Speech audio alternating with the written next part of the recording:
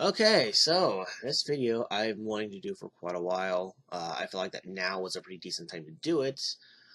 Mostly because, well, I got my tax return recently, and I've been looking to spend. Yay! Now, of course, I did the responsible thing. I'm taking care of the essential bills first. But now I'm at a point where I can just fuck off with my money.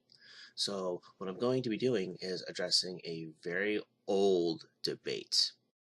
PC versus console. Which is what the title of this video is about. I consider myself to be a console gamer and not a PC gamer. So my message to you guys is I think, maybe I should change the image here to something a little more applicable. There we go. That works. Reflects my console love a little bit more. Anyways, guys and gals who are on the console side of the argument, I think it's about time that we admit that we've lost. We're not the superior form on the side. In fact, we suck ass. And to be fair, I've been thinking about this for a few years now, but it's really definitely been coming to light as of late, thanks to some YouTubers that I like, such as Raging Golden Eagle, Fringy, MXR Mods, and Top Hats and Champagne. They've been providing some pretty damn good arguments for why PC is the way to go. Now, I've been trying to come up with reasons why I should still say that console is better, and I couldn't really come up with a list that I liked, to be entirely honest. I mean, I came up with a couple of good arguments, but not enough to where I felt like I wanted to use them for this video. So what I did instead is I hit the internet, and I found this, written by Kix Entertainment Media, and I'm pretty sure they have nothing to do with the serial, so cool out. There's no author or year provided. I think the author may have actually been the whole group instead of just one individual. And as for the year, you see how there's 8 comments? Well, the 8 people who commented, 4 of them written their stuff 3 years ago. So I'm going to say that this article is no more than 4 years old. So let's go ahead and tackle the very first thing that's here on the list. Purpose.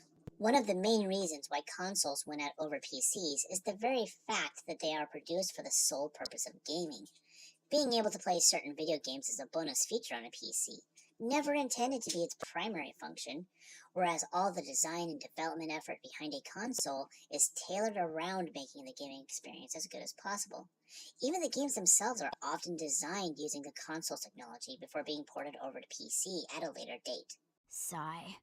Okay, this would have been true 20, even 15 years ago, but nowadays with what's out there, no, gaming consoles are not just for games anymore. I mean, now you can use them to watch movies, Netflix, TV, you can access the internet. I mean, hell, one of my roommates just a couple weeks ago was telling me about how he watches porn everywhere once in a while on his PS4. It's not the case anymore. And some PCs, not all, but some of them are literally set up and designed for gaming purposes. Now, granted, you can do other stuff with them, but they are intended for gaming. So, you've said nothing factual in this time period. 2017, you've just spoken a bunch of bullshit. Sorry, dude. Let's go ahead and move on to the next one. Price. While the games themselves are often cheaper on a PC, purchasing a decent system that is capable of running them at full capacity is going to set you back a lot more than a console. Also, as consoles become older and newer generations become available, they generally see a fall in price, making them more affordable. Current PCs, meanwhile, generally remain around the same price bracket or are discontinued after a short time, replaced by new models that are, in fact, more expensive than their predecessor. Purchasing the software required to run many games on a PC can also be costly. Sigh. I guess that would depend on what you buy and how frequently you buy games. Let's take me, for example. For the longest time, my console of choice was a PS2. Why? Because you could also play PS1 games, such as Tiny Tank, Evil Zone, and Tomb Raider. Now, as a fan of other franchises, I'd have to buy the PS3 if I wanted to continue to play the newer installments. Tomb Raider is actually a good example of this. Another one would be the Madden franchise. I'd have to keep on buying these newer consoles because the PS3 did not accept PS2 games, and also, logically, the other way around, you couldn't play PS3 games on a PS2 console. It just isn't done. Now, let's fast forward a little bit to modern day stuff. Okay, let's take a look at things from the perspective of someone who's never purchased a computer, never purchased a video game console, but they would like something for the sake of gaming. Now, let's say that they go ahead and they go over to Walmart. Well, according to their website, right now the cheapest Xbox One is at $299. The cheapest PS4 currently is at $245. Now keep in mind these are online prices, so who knows what they'll be like in stores. GameStop has a Wii U for $300. There's probably some at discounts or whatnot, but keep in mind these are also brand spanking new. It'd probably be a little bit cheaper if it's refurbished or something. Add those three things up, you get a total of $795. Now, in case you're wondering why I'm adding those three things up, it's because with a PC, you can actually play games that are exclusive to each console. You know, I've seen some of the other lists online that I was considering using that's one of the benefits to consoles is there's the variety of options. It's like, well, what if you're someone who likes all of the options? Well, there's the PC for you. You can do all three of the options. Although maybe not so much the standing in your living room swinging around a crappy little nunchaku kind of thing, but I don't know, maybe you could. I don't know. I haven't really looked into it because I don't want to. Fuck Nintendo. But so with that in mind, let's compare the prices of some gaming PCs that are available at Walmart. So if we go to their website and look up gaming PCs, and then on that silly side stuff, we indicate that the RAM size that we want is 12 gigabytes and up, and then go down for the hard drive size to 2 terabytes and up. Even then, we'll see that the three cheapest computers that they have are still cheaper than the three consoles combined. So no matter how you look at it, PC wins in this case. Range. While generally speaking a PC system is standard, there are a huge range of game consoles available on the market these days, each with their own distinguishable characteristics and advantages. From the PS3 and Xbox 360 for those who love online play and beautifully advanced graphics, to the Nintendo 3DS and PlayStation Vita for those who love to play while on the move, and the Wii for those who love to get involved and immerse themselves in the gameplay. There really is something for everyone. Sigh. So I kind of already brought this up with the price response, but the range really only applies if you have all three of those consoles. And this original list also includes the Vita and the 3DS, neither of which I'm interested in. They don't apply to me because I don't really like the idea of taking my video games with me. To me, video games are a leisurely thing you do at the house, so really that would just be adding more and more money to something that only weakens your cause. Potential errors. One of the hailed benefits of PC gaming is the ability for experienced players to access game files and alter various settings, enhancing and changing the game in a number of ways, commonly referred to as modding. The problem with this is that systems often crash. Game files can be damaged beyond repair, and in trying to make a game better, they in fact render it unplayable. Such risks are not as prevalent with consoles, as their files are less susceptible to hacking and changes. Sigh.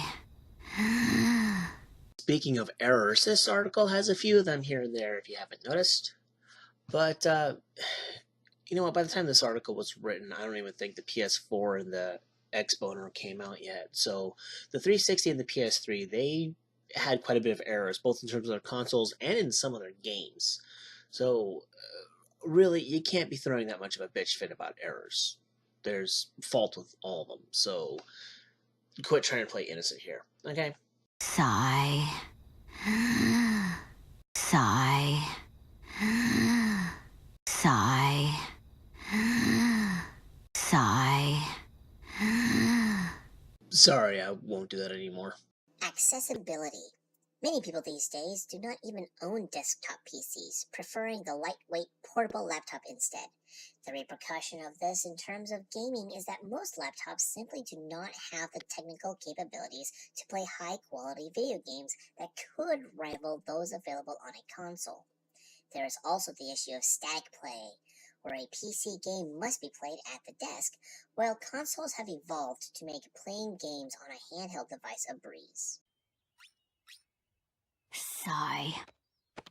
Okay, so I'm not entirely sure what they're getting at with the whole laptop thing. Are they talking about ratio of who owns what is somehow reflective of how good something is? Uh, I don't really get what they're trying to get at here. But assuming that I'm correct, that doesn't really mean that something is better than the other one. It just means that other people own something. You know, it's not really a valid argument point when you're talking about how good something is compared to the other one. I mean, when you take a look at how, like, Top Hats and Champagne will classify PC users versus console users.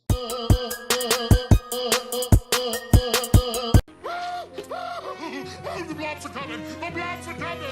He is one of those PC elitists who refers to his side of the argument as being the master race, whereas the console users are peasants. You know, when you look at the idea of comparing it to royalty, for example, there were far less royals than there were commoners. That was kind of the point. So just because there's more of one than the other, it doesn't mean that the larger is necessarily greater. So, I mean, I'm not really quite sure exactly what this individual is trying to argue with this point. It's kind of, what's the word that I'm looking for? Terrible. Now, I know that I'm not the greatest when it comes to presenting my arguments, especially in the case of this one. In fact, I feel a little awkward with how I've been doing this. But for fuck's sakes, you're the ones who are actually publishing blogs or articles, whatever the fuck you want to call this thing. You guys have got to do the better job. I don't. Now, in all honesty, the only thing relating to the debate that I can think of that should at the very least still be considered for mentioning is nostalgia. You know, for some of us, we grew up with older consoles. For me, I go as far back as the original Atari. You know, that was my thing. And of course, even then, I still played with computers. You know, like the Commodore 64, we had one of those. And of course, whenever you went to school, they had the older Apple computers where you had to insert the floppy disks. But then again, just about everything that they had there was meant for educational purposes. You know, like the Oregon Trail and where in the world is Carmen Sandiego, and wouldn't it be awesome if that were some of the footage that you got if you won the game? But you know, we got to be realistic. Nostalgia is not a valid reason to say that console is better than PC nowadays, because it's not true. It's not. We have lost.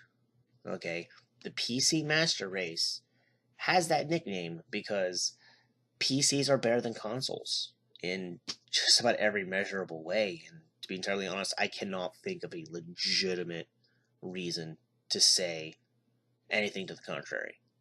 I mean, it was true once upon a time, but nowadays, let's admit it, PCs win. So, to my fellow console gamers, I'm not saying to stop playing your Nintendos, your PlayStations, your Xboxes, or whatever the hell else you want to play. All that I am saying is, while our stuff is fun, if we want to talk about what's the overall better, I think it's fair and accurate to say that PC is better. So, once I get my new laptop, which should be happening here pretty soon, I'm actually getting one through the school that I work at. So, of course, there's paperwork that needs to be processed and yada, yada, yada. But once I get that, I do plan on doing some gaming with it. I'm not a hardcore gamer. I don't live for it every second that I have free time. But I am going to be gaming on PCs more often, and I will be doing less and less with consoles. And who knows, maybe I'll even do one of those, you know, you gotta watch me play games kind of videos, maybe. I don't know, probably not. But in case I want to, now I can. So, there we go. I don't really know what else to say with this, you know, except continue doing what you love doing. But if you're going to get into the arguments, understand, guys, you're going to lose. Unless you're debating with a fucking moron, you're going to lose.